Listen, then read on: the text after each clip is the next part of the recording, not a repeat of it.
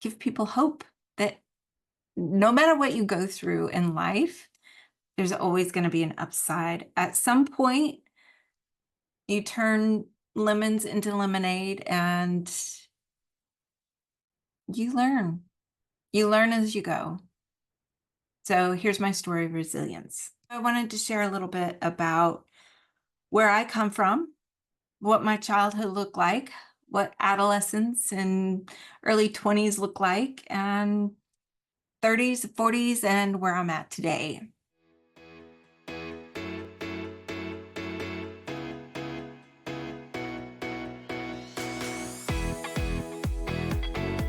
As always, I'm grateful for you to be here. Please don't forget, like, share, and subscribe. See you soon.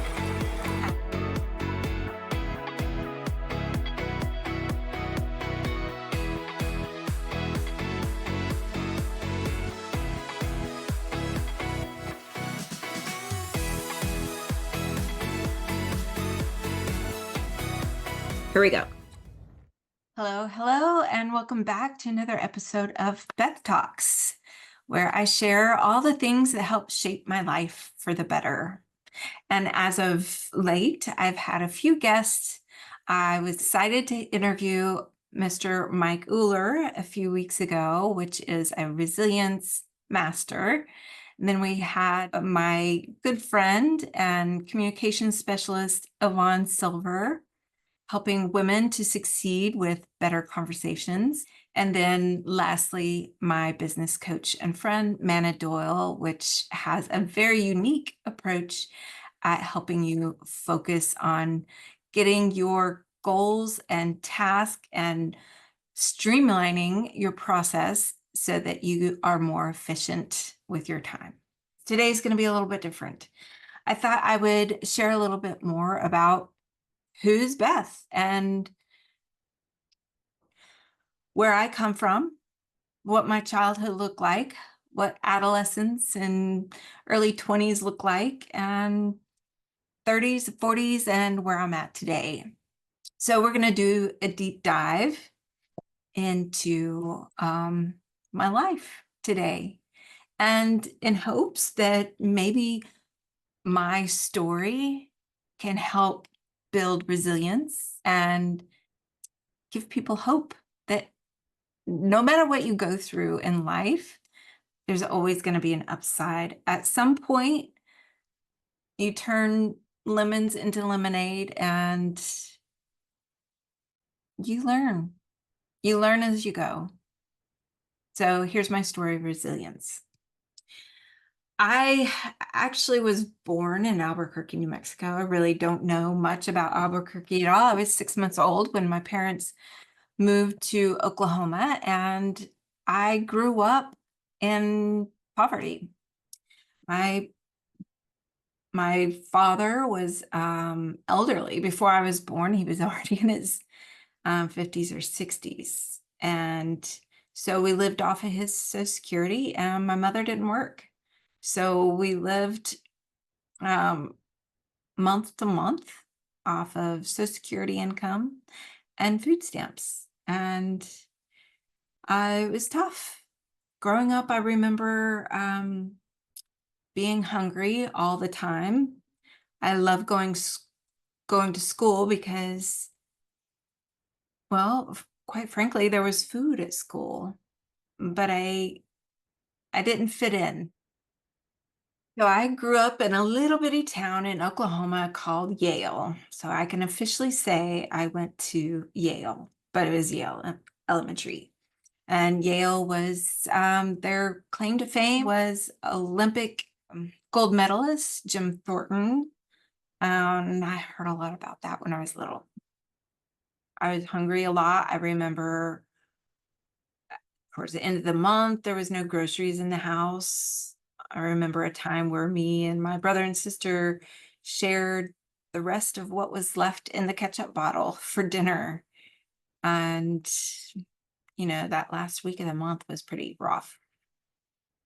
I remember going to school one day. I was in first grade, and it was before school started, and I was sitting in my classroom by myself. I was crying because the kids were making fun of me because I didn't have a toothbrush and my teeth were terrible, and they'd catch me like scraping my teeth.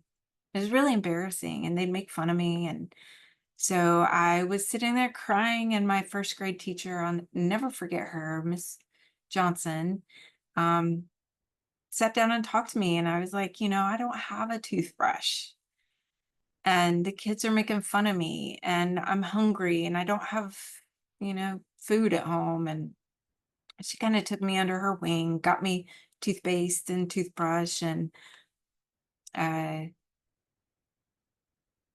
it was rough. My biological father passed away when I was 9.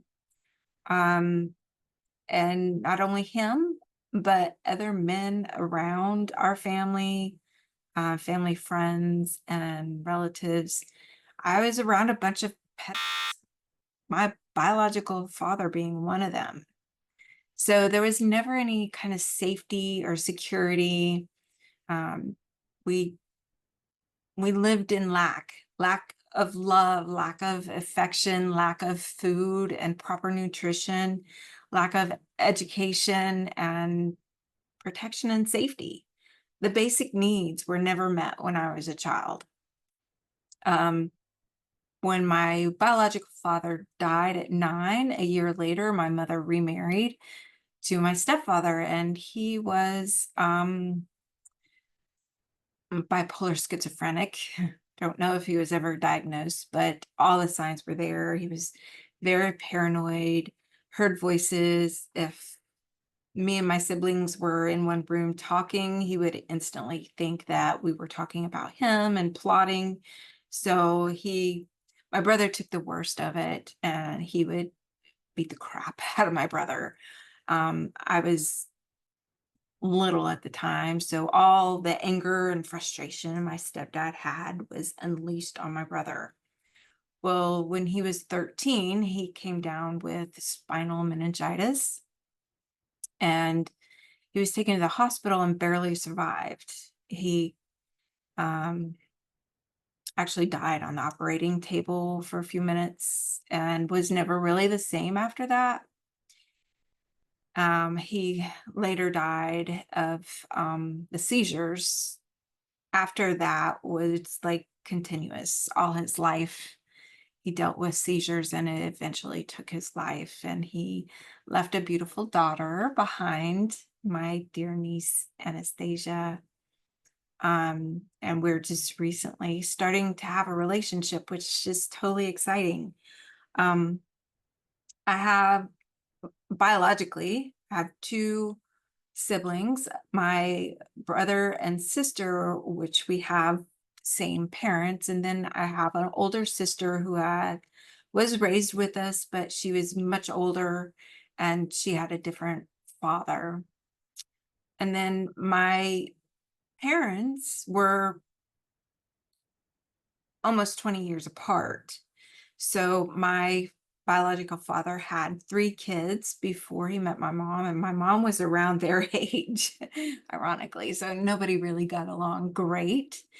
Um, but then after he passed away, I kind of lost touch with that kind of side of the family, and um, recently started to kind of reach out to them and have a little bit of a relationship long distance. Anyways, so when I was 13, after seeing my brother get beat several times, and um, it was just a really violent, scary life. And when I was 13, I decided I'm not going to put up with it anymore. I ran away from home, and I hid out after school at ironically, a YMCA until they closed. And then I went over to my friend's house, and the police found me around midnight, and they picked me up and took me to the station where my mom and stepdad came. And I said, you know what? You can send me back home with them as many times as you like, but I will not stay. I refuse to stay with them. it's abusive, and I'm not going to be part of it. So I was put into foster care at that point. My mother was given 60 days to find an appropriate place for me to live. She had me look at a girl's home one time, and I thought it looked like a really scary place. And I said, no, I'm not doing that. Well, her time came and went, and the state said, you know what, you've failed to find proper placement for your daughter. So we're going to take care of her. You have a choice to either sign over custody to the state and we'll find a home for her, or you can be prosecuted by the state for child neglect and abandonment. So she didn't want to go to jail. And so I ended up in foster care. Well, a couple of years before that, our landlord was kind of like a supplement grandma to me. And she took me on a trip to Colorado to meet her family and her grandkids. And I actually stayed with one of her grandkids and his wife and 3 kids, and loved them instantly. They were like all the things I ever wanted in a family. That was them. It was like a dream come true. They found out I was in foster care, and they said, what can we do? We want to take her, and if she'll have us, we'll just adopt her into the family, which I was ecstatic.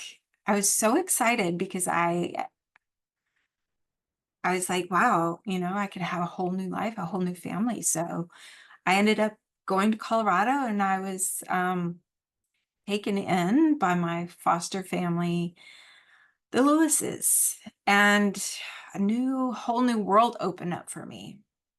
I learned what a real family was like. The love, the meals together, the cleaning together, the love. Um, it was the first time in my life I actually saw what a real family looks like, and to have food on the table every night, and to really not want for anything, and have all my needs met. It was amazing. But I was a 13, 14-year-old girl. I had no idea what it was like to live in that kind of life. So it was tough adjusting. And when I was 16, um, we kind of split up, and I went back to my birth mother, which I really hated. But it was ultimately up to her now to find me another place to live. So in Oklahoma, I didn't really stay with her and my stepdad. I stayed with a old childhood friend named Renee, and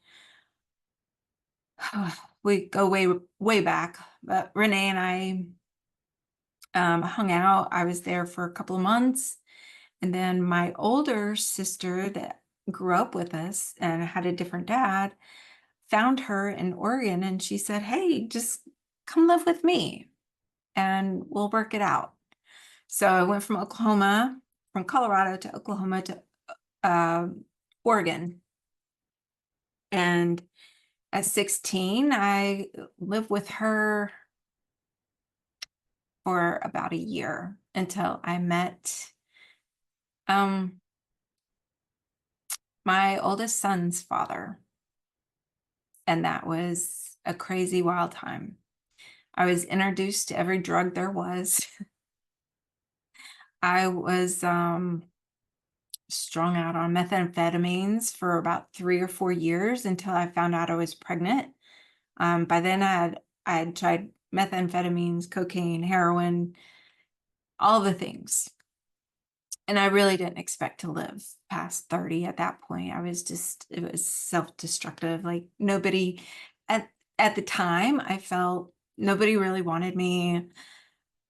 And I was just out in the world. I had no idea what I was doing. I stopped going to high school um, as a sophomore, and I was just wild and crazy for a few years. And then I got pregnant at 19 and a half, and everything changed.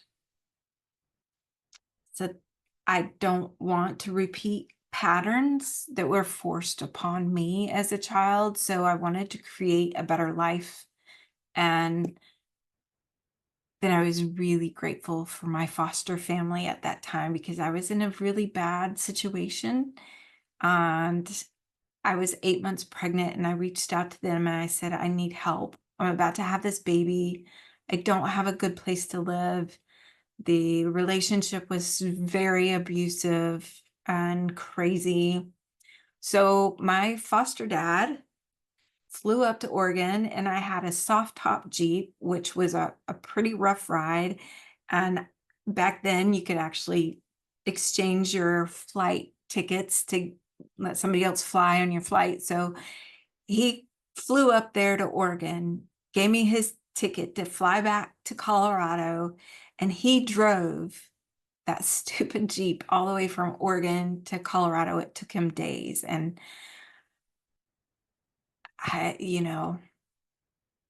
they've done a lot for me in my life, and they are still my family, and I love them. But anyways, so my son was born when I was 19 and a half. That was crazy.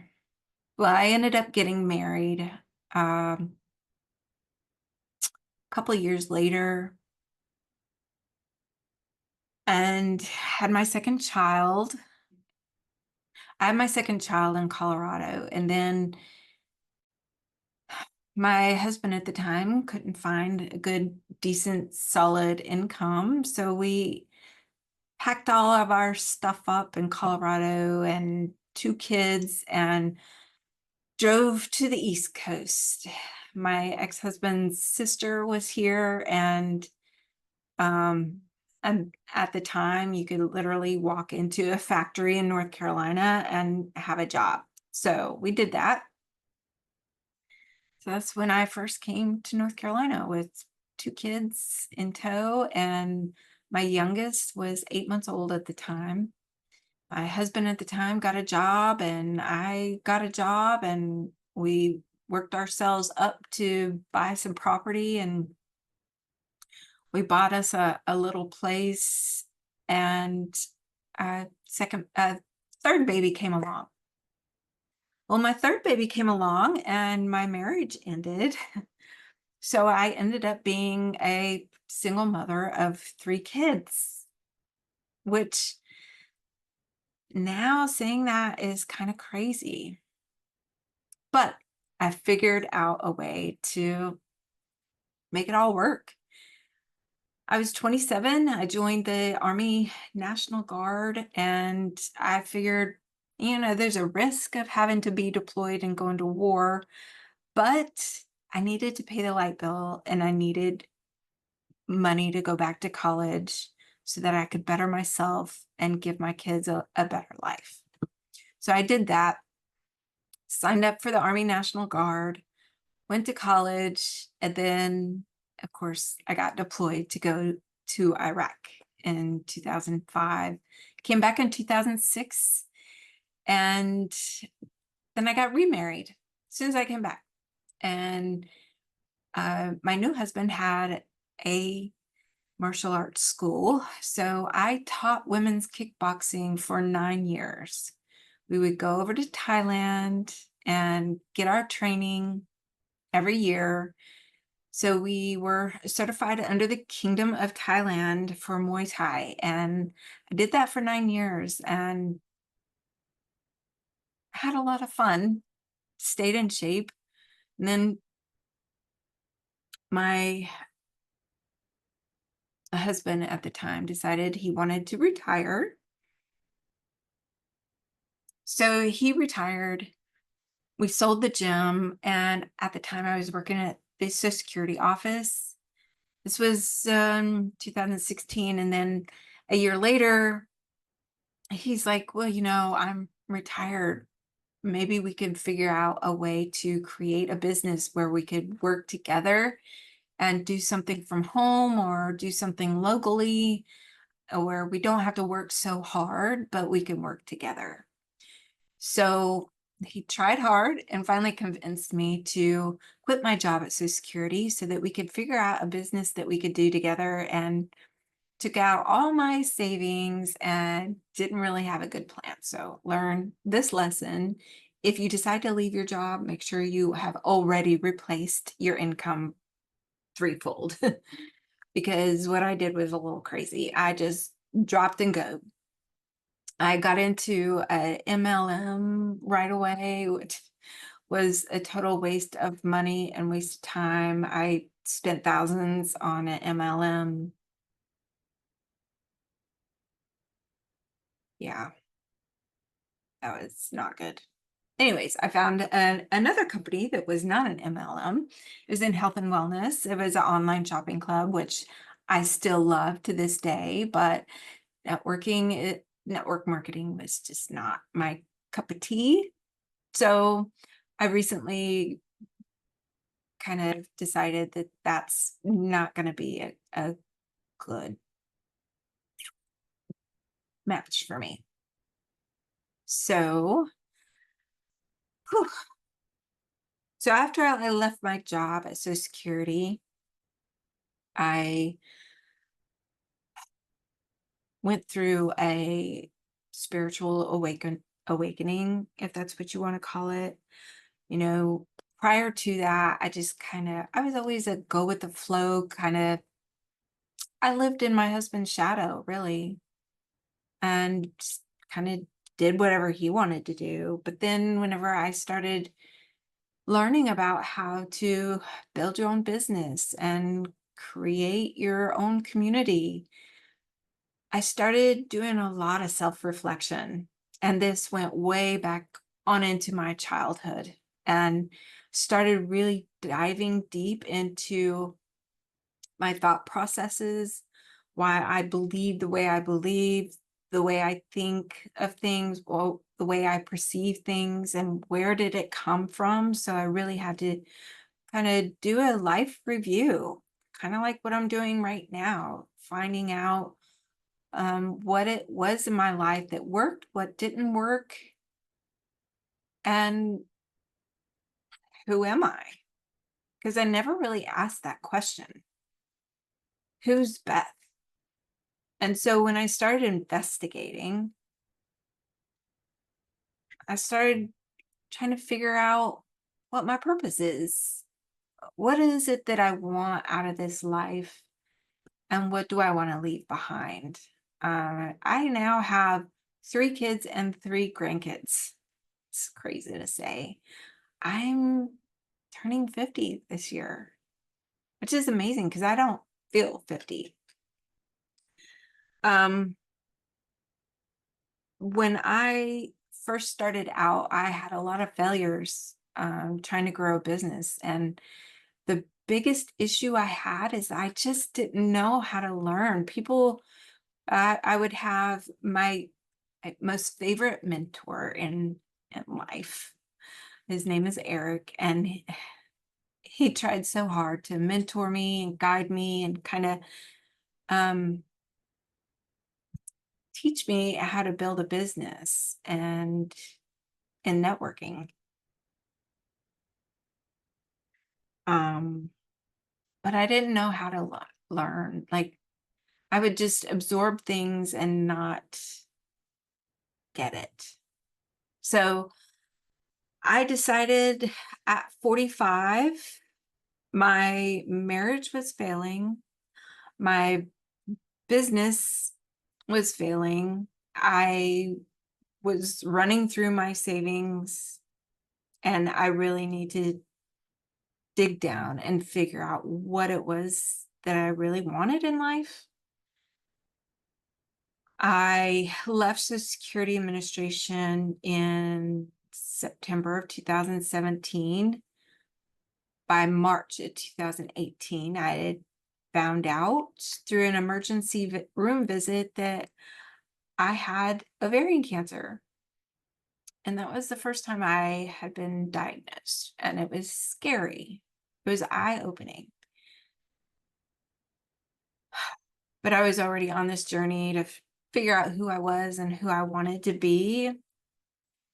So after that experience, I had surgery. I got my ovarian cancer removed. No further treatment was needed at the time. So I went on about my life, but it was a huge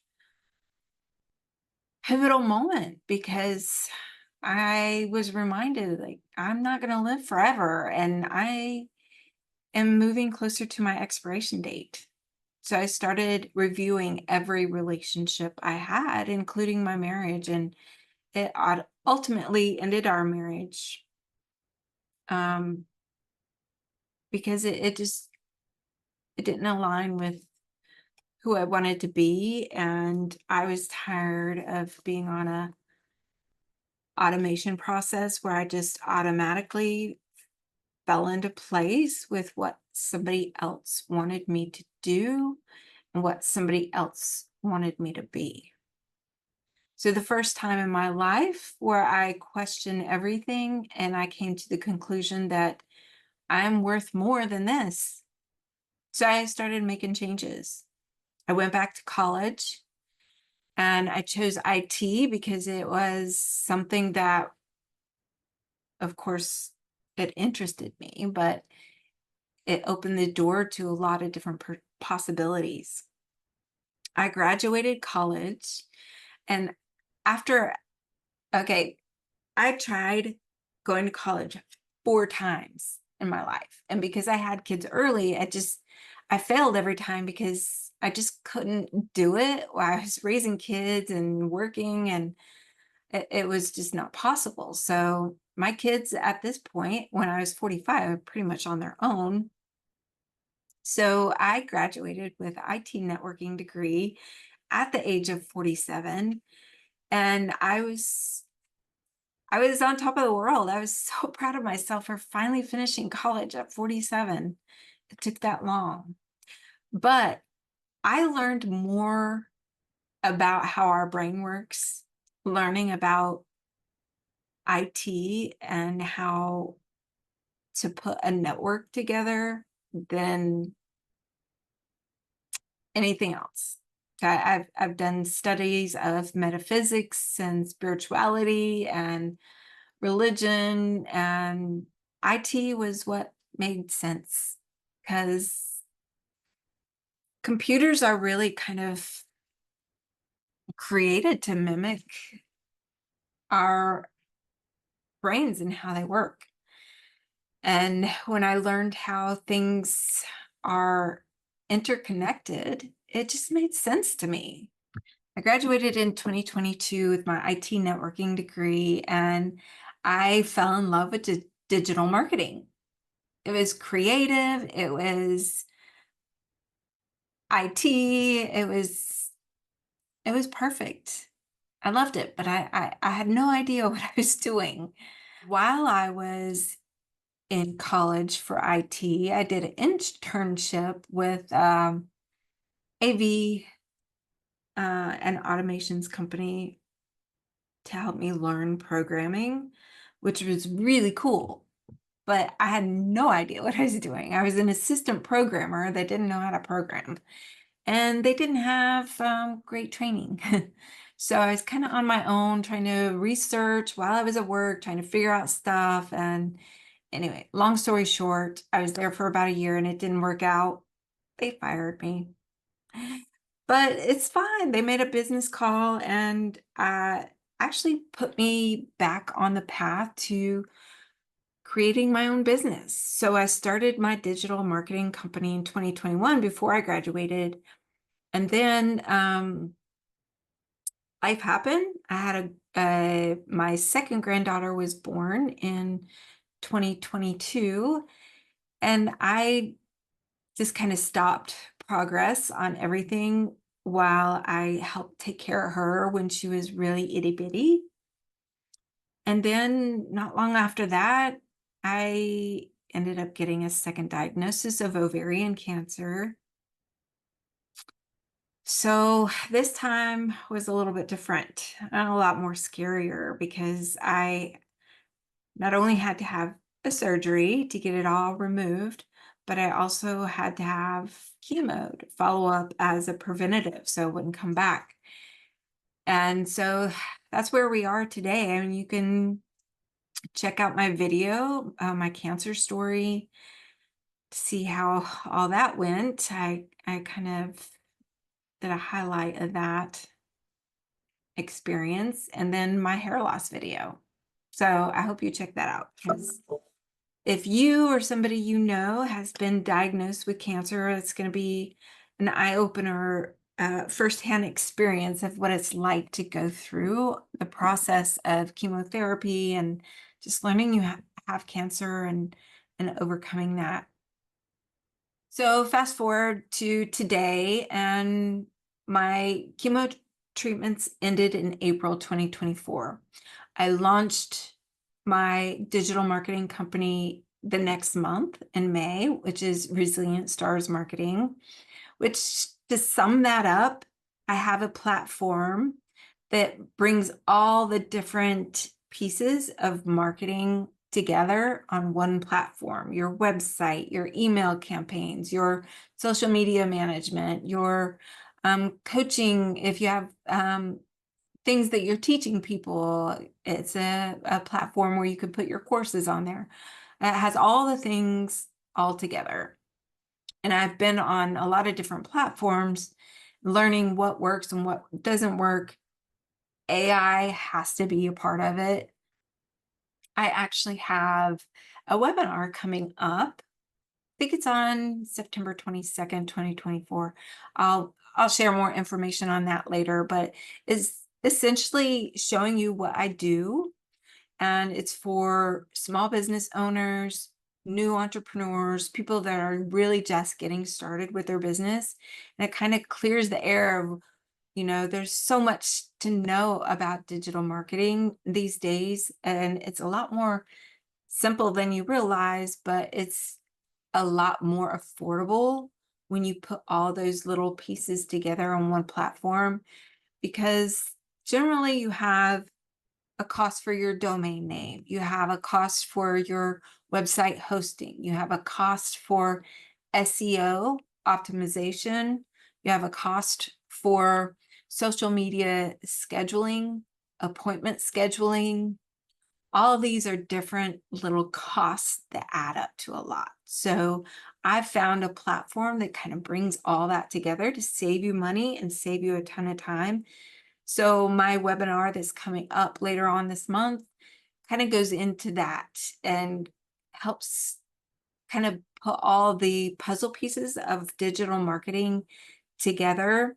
And you could use what I teach on that webinar and implement that on whatever platform you choose. So I have that. My long-term plans, and maybe I'll tell you a little bit more details of why this is important to me, but my long-term goals are to create a nonprofit organization for human trafficking survivors. My nonprofit is called Resilient Starts, and this is specifically geared toward people who are rebuilding their life after they get out of the trap of human trafficking. A lot of times, especially women that have been trafficked years in their life, they end up with a long rap sheet, felonies and such, and then it's hard for them to get a job. So I am creating a community of resources and help and support and education, so people who have been a victim of human trafficking, they can go online and get what they need to build their own self-sustaining income, and choose what path they want. Whether it's going into digital marketing or network marketing, or you have your own creative ideas. All the resources are put together for that purpose, to help facilitate an easy way for people to recreate their life and get their own sustainable income online. Here's why I'm passionate about that.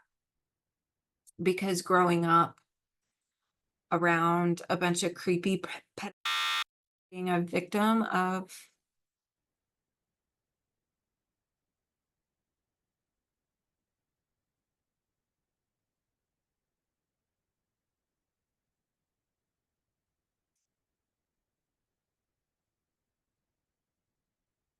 being a victim of child abuse myself, I can relate to how those trauma experiences affect how you view the world, how you interact with the society.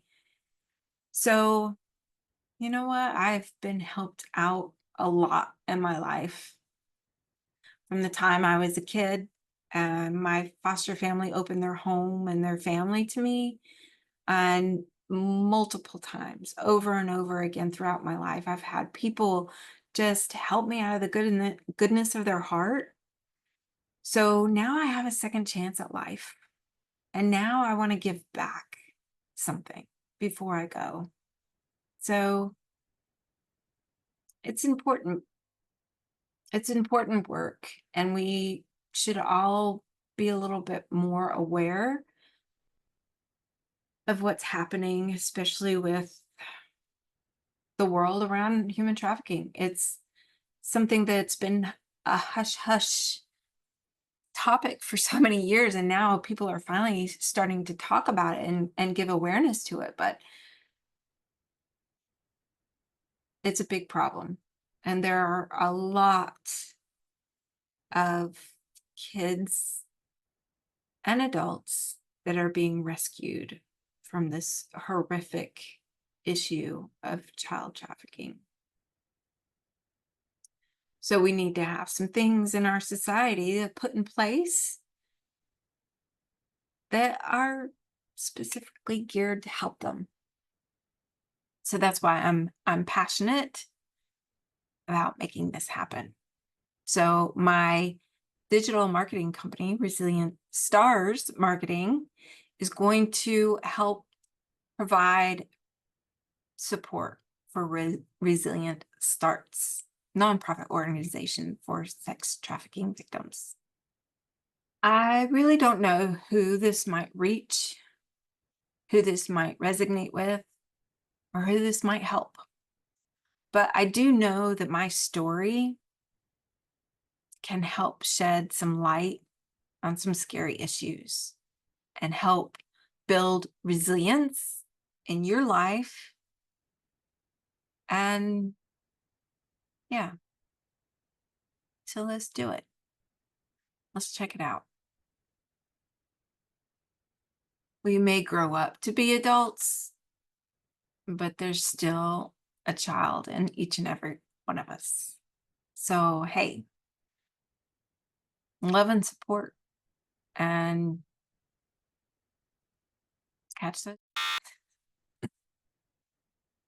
peace and love. Thanks for joining me. And I hope my story helps you in some way. And I would love if you would put in the comments. I was really thinking about doing a live YouTube, and that way, if you have questions that you're dying to ask me, or you think of something throughout this video that you would love to ask me, if I do a live, then I can talk to you and interact with you, and maybe this video will bring up some questions for you. So if you think that you would like a live so that we could chat together, put a comment below. Let me know what your thoughts are. Yeah. So childhood trauma, poverty, persistence, resilience, drug addiction, military life, being a single mother, having overcome two codependent relationships that were not healthy at all. Yeah, I've got a lot of experience, and I'd like to share that with you. So we'll chat again soon. Thanks for listening. Meet me back here. Make sure you like, share, and subscribe. So also hit that little notification button so you'll be notified when I upload another new video on Beth Talks. Hey, I really appreciate you hearing me out and listening to my whole story. If you made it this far, you are a super fan, and I love you. Thank you so much for tuning in, and I'll see you next time on Beth Talks.